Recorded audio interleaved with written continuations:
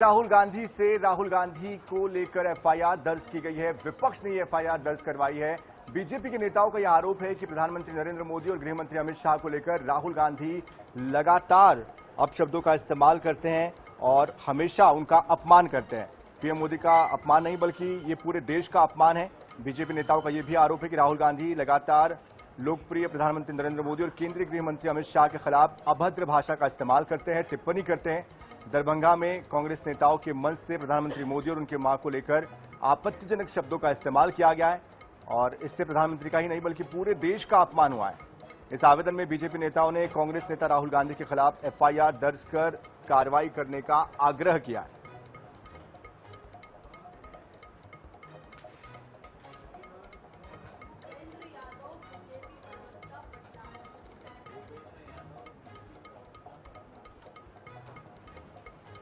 तो देखिए, ये कोई पहला मामला नहीं जबकि नेताओं की भाषा बिगड़ी हो। इसके पहले भी आपने देखा होगा, लगातार नेता चुनाव के वक्त में अक्सर इस तरह की शब्दावली का, इस तरह की भाषा का इस्तेमाल करते हैं और उनके जो समर्थक हैं वो फिर उस नेता के खिलाफ कंप्लेन करते हैं, एफआईआर दर्ज कराते हैं।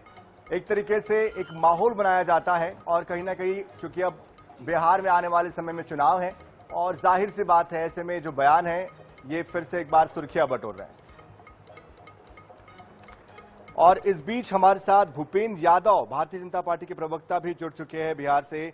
भूपेंद्र जी, जिस तरह के ये बयान आए हैं, ऐसा तो नहीं कि राहुल गांधी इकलौते नेता है या कांग्रेस के नेता इकलौते नेता है, आपकी पार्टी के नेता भी समय समय पर इस तरह से बयानबाजी करते रहते हैं।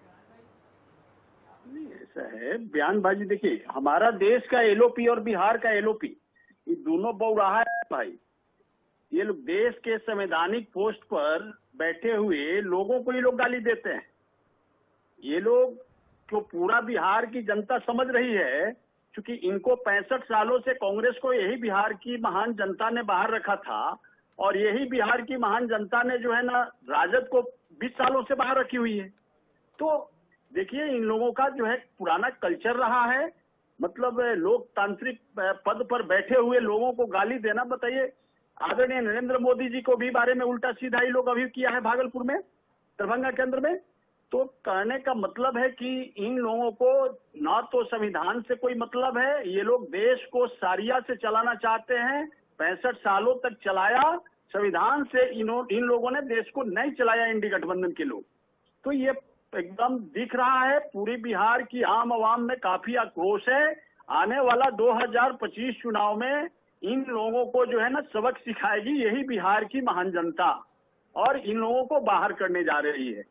क्योंकि बिहार की जनता आदरणीय नरेंद्र मोदी जी और आदरणीय नीतीश कुमार के नेतृत्व में ही विश्वास कर रही है और 20 सालों से हम लोगों को यही बिहार की महान जनता हम लोग को सेवा का अवसर दे रहा है और 2030 तक हम लोग पूरे बिहार को विकसित बिहार की श्रेणी में खड़ा करने के लिए आदरणीय नरेंद्र मोदी जी और आदरणीय नीतीश कुमार जी, आदरणीय सम्राट चौधरी जी और आदरणीय विजय सिन्हा जी के नेतृत्व में ही बिहार हमारा विकसित श्रेणी के ये पैदान पर खड़ा होगा मेरे भाई। और ये लोग चाहे कि जो बिहार है, बिहार के जो मुद्दे हैं वो कहीं खो जाते हुए नजर आ रहे हैं, गुम होते नजर आ रहे हैं। किसी और विषय को लेकर, डोनाल्ड ट्रंप को लेकर या फिर जो ऑपरेशन सिंदूर हुआ उसको लेकर जो जिक्र हो रहा है, क्या इन बयानों की वाकई जरूरत है या फिर बिहार में जिस तरह से बेरोजगारी है, जिस तरह से बिहार के हालात है, उसको लेकर बात करने की जरूरत है?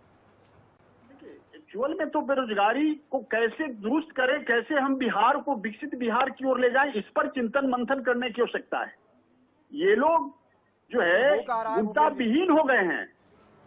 इंडी गठबंधन के लोग, भाई साहब मैं बता दूं, ये लोग मुद्दा विहीन है। इनको हार जो है कदम के नीचे है, इसीलिए दिखाई दे रहा है। ये लोग फुटही नाव लेकर के बिहार की जनता को एसआईआर के नाम पर, तो कभी सिंदूर, ऑपरेशन सिंदूर के नाम पर, तो कभी डोनाल्ड ट्रंप के बयान पर उलूल जुलूल बातें करते रहते हैं। एक देश के मतलब हमारा युग निर्माण प्रधानमंत्री आदरणीय नरेंद्र मोदी जी के बारे में और देश के सेना के बारे में। तो भाई बिहार नहीं, पूरे देश की जनता ये समझ गई है कि इस देश के एलओपी जो है केंद्र में बैठे हुए राहुल गांधी जी और बिहार के अंदर में एलओपी माननीय तेजस्वी जी, ये लोग मंद बुद्धि के लोग हैं रे भाई।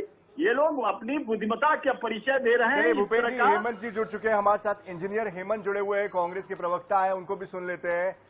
हेमंत जी, क्या बिहार में मुद्दे कम पड़ गए हैं जो प्रधानमंत्री और गृह मंत्री को इस तरह से अपशब्दों का इस्तेमाल उनके लिए करना पड़ रहा है, क्या बिहार आपके टारगेट में नहीं है? क्या पीएम मोदी और गृह मंत्री को टारगेट करने से बिहार में आपका काम चल जाएगा? पहले आपने जो देखा होगा, बिहार में पहला जो पोस्टर लगा था, बिहार में विकास है, नरेंद्र मोदी का पूरा फोटो लगा। जब जदयू वाले की प्रतिक्रिया आना शुरू हुआ तो नीतीश कुमार और नरेंद्र मोदी का पोस्टरबाजी हुआ। और इन लोग जो बात कर रहे हैं ना, भूपेंद्र यादव जी, कि मंद बुद्धि के अरे पढ़े लिखे लोग हैं हम लोग, वकील फेल नहीं है। और जिस तरह का बात है, अगर देश का सवाल का जनता अगर आवाज उठा रही है, हम लोग अगर जनता की आवाज बंद करके बात कुछ पूछते हैं चुनाव आयोग से, तो इन लोगों को क्या प्रॉब्लम होता है? जवाब देना चुनाव आयोग का अधिकार है। अब इन लोग का ये गिर गया है दिन कि जब फंसने लगते हैं तो बस केस कर देंगे, एफआईआर कर देंगे, इसके अलावा इनके पास कुछ है नहीं, जवाब दे नहीं सकते। ऑपरेशन सिंदूर में आज तक पूछा गया कि वो आपका 4-5 प्लेन कहाँ गया, तो कहते हैं कि आप पाकिस्तान का बात कर रहे हो। आतंकवादी कैसे आए, कैसे घुस जाते हैं, कैसे मार के निकल जाते हैं, तो फिर ये बात करने लगते हैं कि आप लोग सेना पे शक कर रहे हो। तो ये देश का दुर्भाग्य है। हमारे देश के ऐसे प्रधानमंत्री हैं, गृह मंत्री हैं, जो इतिहास से खुद को विद्यार्थी बोलते हैं। भूल गए क्या? लेकिन हेमंत जी, आप ही के रीजन में हुआ था। सवाल का जवाब नहीं दे रहे। उसके बाद क्या हुआ ये था जो आप बताइए? बात कर रहे हैं, आपके नेता बात कर रहे हैं, आपको लगता नहीं कि इससे बेहतर होता कि बिहार में जो बेरोजगारी हर साल जो बाढ़ आती है, बिहार में आज भी आतंकवादी आए हुए हैं, उसको लेकर आपको बात करनी चाहिए? नहीं, एक मिनट, ये जो बोल रहे हैं कि घुसपैठिए घुस गए हैं, कहाँ से डेटा है इनके पास? और मैं घुसपैठिए नहीं बोल रहा हूँ। अरे 26/11 का घटना बम्बई कांड हुआ था, पता है? 26/11 आपके सरकार था, उसके बाद कांग्रेस की सरकार थी, कितने लोग मारे गए? अरे क्या हुआ था उसके बाद? हेमंत जी, और आपने आप जो बुद्धिजीवी बन रहे हैं टीवी के चैनल पर और इस तरह का माननीय प्रधानमंत्री के बारे में अनौप शनाप जो बोल रहे हो। प्रधानमंत्री अनाप शनाप नहीं बोल रहे हैं। मैं आज नहीं चोट पे कहता हूँ, उनका डिग्री दिखाए। तेजस्वी सुनो, अरे 8वीं पास और स्टालिन को लेकर के क्या करना चाहते हो? देखिए, दोनों की जो गंभीरता है वो यहाँ पे नजर आती है। ममता रेड्डी बिहार के डीएनए को गाली दे रहा था ना, आज बोलोगे? आपको भी रोकेंगे और हेमंत जी आपको भी रोकेंगे। आप लोगों की गंभीरता समझ में आ रही है। आपके केंद्र में बिहार नहीं, राजनीति है और सत्ता है। कुल मिलाकर जो बिहार की बात होनी चाहिए उस पर मैंने दोनों से सवाल पूछे, दोनों की भी गंभीरता है वो सामने आ गई है। आप सिर्फ अपने नेताओं के पीछे भाग रहे हैं, लेकिन बिहार की जनता क्या चाहती है या उनके क्या विषय है उसको आप उठाना नहीं चाहते। बहुत दुर्भाग्य ये बिहार का या देश का कह लीजिए कि हर बार ये स्थितियां बनती है।